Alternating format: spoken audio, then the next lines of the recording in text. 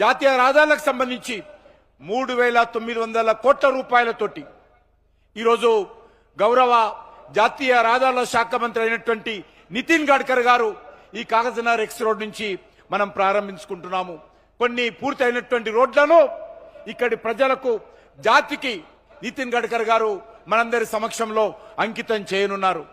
నరేంద్ర మోడీ గారు వచ్చిన తర్వాత దేశంలో అనేక రకాల అభివృద్ధి కార్యక్రమాలు కొనసాగుతున్నటువంటి విషయాన్ని ఈ సందర్భంగా మనవి చేస్తున్నాను.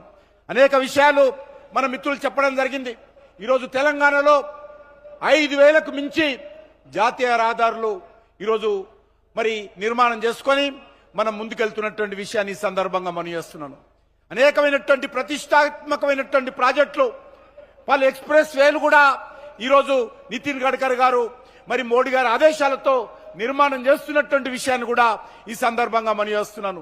ఈ రహదారులన్నీ కూడా ఏదో ట్రాన్స్పోర్టే కాదు, ప్రమాదాలు తగ్గాయి, వాహనాల యొక్క మరి నైపుణ్యత పెరిగింది, వాహనాలు కూడా ఎక్కువ కాలమానమయ్యేటువంటి పరిస్థితి వచ్చింది, పెట్రోల్ ఖర్చు తగ్గింది, అన్నిటికంటే మించి ప్రమాదాలు తగ్గాయి.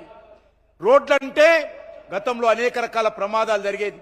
ఈరోజు నరేంద్ర మోడీ గారు వచ్చిన తర్వాత నితిన్ గడ్కరీ గారి నేతృత్వంలో రహదారుల అభివృద్ధి జరిగిన తర్వాత ప్రమాదాలు చాలా తగ్గినటువంటి విషయాన్ని కూడా ఈ సందర్భంగా నేను మనవి చేస్తా ఉన్నాననే విషయాన్ని ఈ సందర్భంగా మనవి చేస్తున్నాను.